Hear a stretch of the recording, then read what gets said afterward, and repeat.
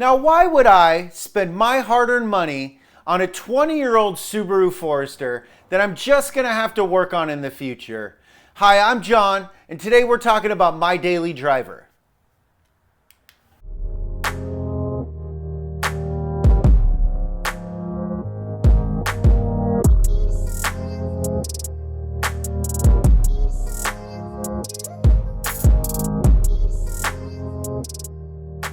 So way back when this car was a wee little baby, I owned a Subaru Loyale.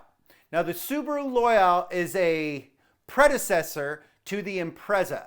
And I got into that car because I had recently discovered rally racing. It was super popular on TV and it looked like so much fun.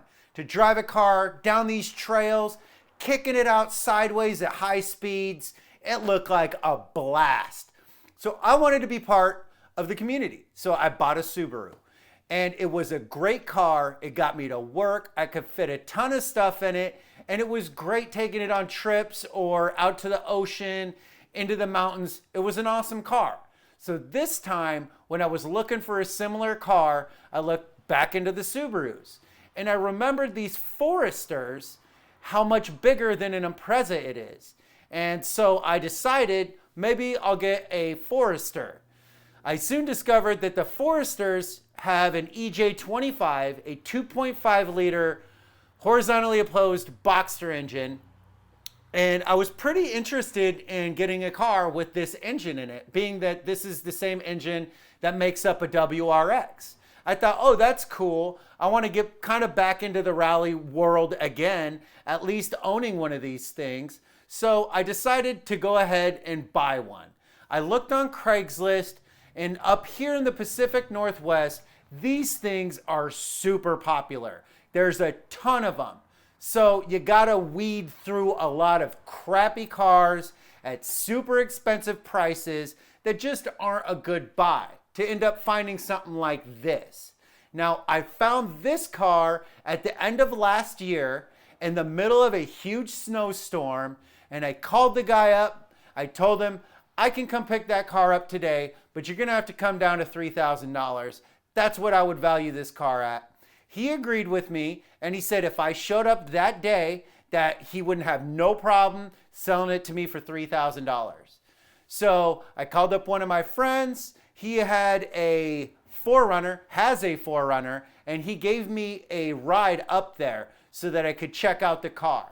Now, it was exactly what the guy said it was. It was the exact car in the picture. So I took it for a test drive. And the only thing that I found on the car was there was a check engine light. So we headed over to the O'Reilly's on the test drive. They gave us a readout of all of the codes on the car. It actually hadn't been cleared, which was awesome. And the only problem was a knock sensor. They also priced out the knock sensor, and it was only going to be about $70. If you don't know, a knock sensor basically allows your engine to advance the timing whenever it's under a load. So if the knock sensor isn't replaced, you're basically just going to get bad gas mileage, and it's just not going to have the full potential of performance that the car could actually do. So I replaced that knock sensor once I purchased the car, and it ran pretty well. It didn't run perfect, so instead of just changing the fluids in the car, I got some spark plugs too.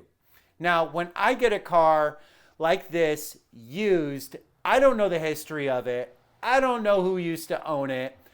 I believe in changing all of the fluids and maybe doing a little bit of a tune-up. That way, at least you know the maintenance history of your own car. Plus, doing a lube job is super easy. And it's probably one of the first things you should do when you're getting into working on your own car. Lube job is super easy. It's up there with doing an air intake.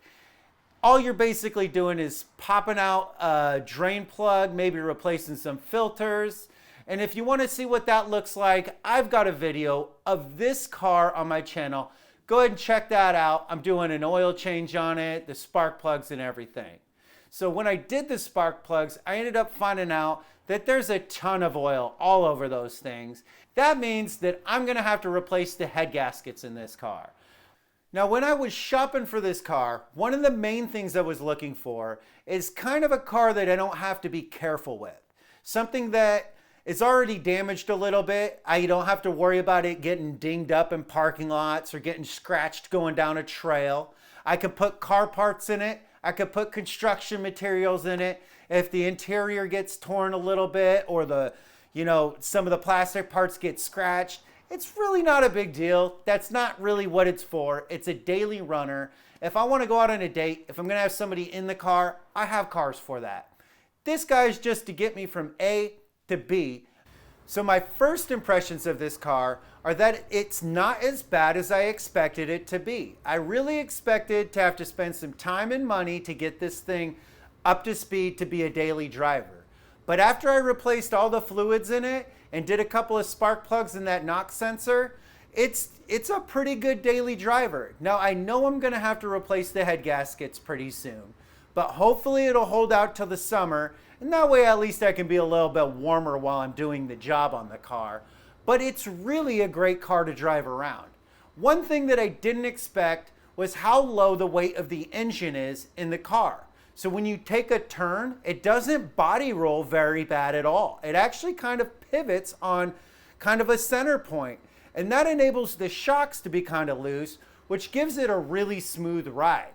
And being that this car for me is going to be for camping and daily driving and maybe a road trip or two, that's really nice because I don't have to worry about bumping around. My other cars have super stiff suspension, so it's kind of nice to have something of a different flavor.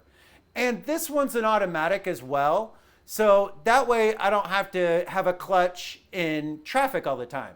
Now, I love clutches just as much as the next guy, but when you're in traffic and you're going 1, 2, off, 1, 2, it's not the funnest thing.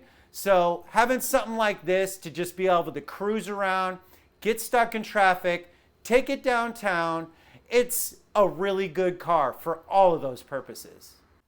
So after driving this car for a few miles, I discovered basically there's only two things wrong with this car as far as I can tell. There's a gaping hole in the hatch where somebody backed this thing into something at a pretty decent speed because there's a straight up hole in the top of the hatch. So I just ripped off the tape that was on it, kind of cleaned the area up so I could put some new tape on it. And I decided, well, I'm just going to try to put some goop on this thing. And the goop has sealed it all in, and now it's not leaking anything, so I don't see any problem with that. The other issue is the head gaskets. Well, if you want to see these head gaskets get replaced, just make sure you like and subscribe, hit the bell, and you'll get notified when we do the head gaskets. Now, I really don't plan on doing anything too crazy with this car. I don't plan on doing a turbo or doing anything, awesome with it, which I might do. I'm just saying that that's not my plan at this point.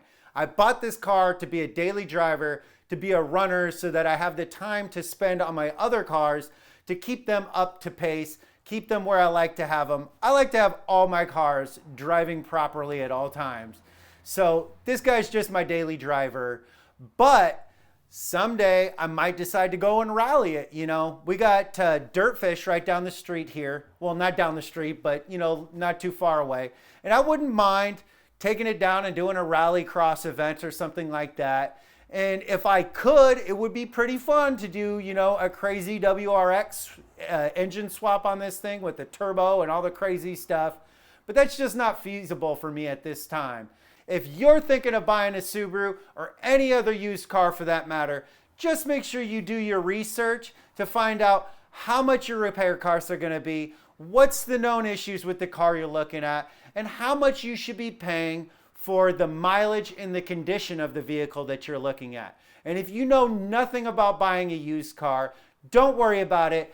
I have you covered. I made a video all about how to buy a used car. So thanks for watching, and I'll see you next time.